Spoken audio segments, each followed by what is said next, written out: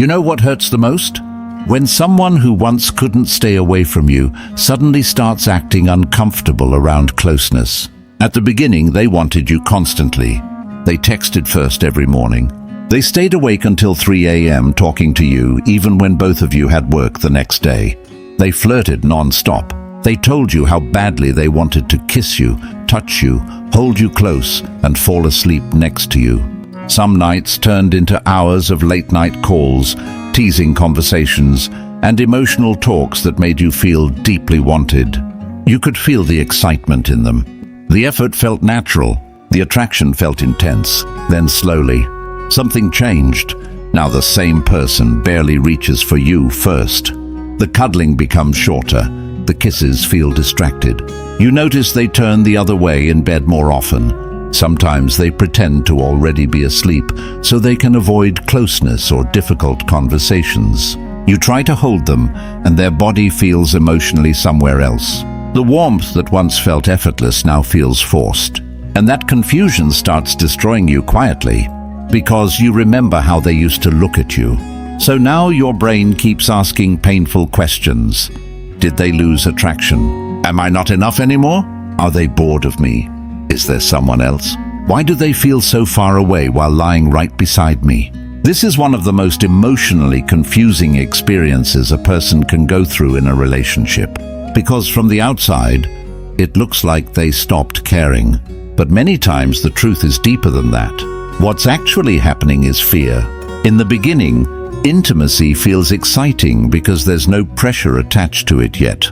Everything feels playful, natural, addictive. Their brain is full of dopamine, fantasy, anticipation, and emotional highs. But once the relationship becomes serious, something shifts internally. Now intimacy is no longer just excitement. It becomes vulnerability. It becomes expectation. It becomes the fear of disappointing someone you deeply care about. And that's where many people begin to panic silently. Their thoughts become, what if I'm not good enough?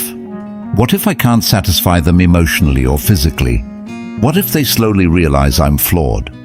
What if they stop loving me once they fully know me? Most people never say these fears out loud. Instead, they withdraw. Not because they stopped loving you, but because intimacy now feels emotionally dangerous to them. One uncomfortable moment. One experience where they felt embarrassed, disconnected, anxious, or inadequate. And suddenly their brain starts associating closeness with pressure instead of comfort. So now every intimate moment feels like a test. And the more they care about passing that test, the more anxious they become. That anxiety slowly changes their behavior. They stop initiating. They stay longer on their phone at night.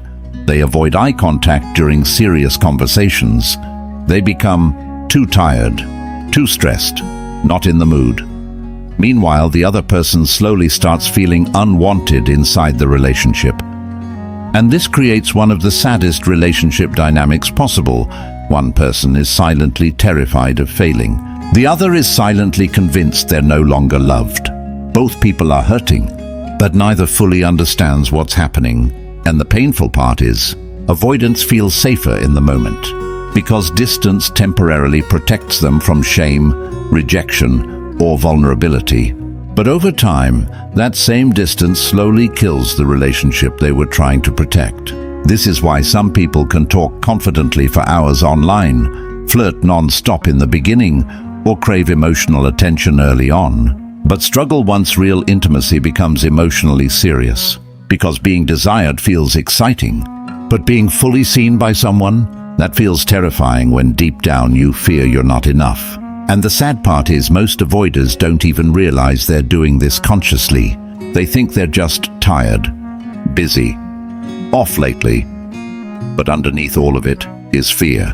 Fear of vulnerability, fear of failing, fear of not being enough for the person they love. If this is hitting you personally right now, whether you're the one pulling away or the one feeling rejected, take a second and subscribe. These videos exist to help people understand the emotional patterns nobody talks about openly. Because the truth is, many relationships don't die from lack of love. They die from unspoken fear. So many couples spend months hurting each other while both people secretly want the same thing: closeness, safety, connection, reassurance. But fear keeps getting in the middle. And healing only begins when someone finally stops pretending everything is fine and says, "I'm scared, but I don't want to keep running from you." Because real intimacy is not about perfection. It's about feeling safe enough to be imperfect with someone and still feel loved after.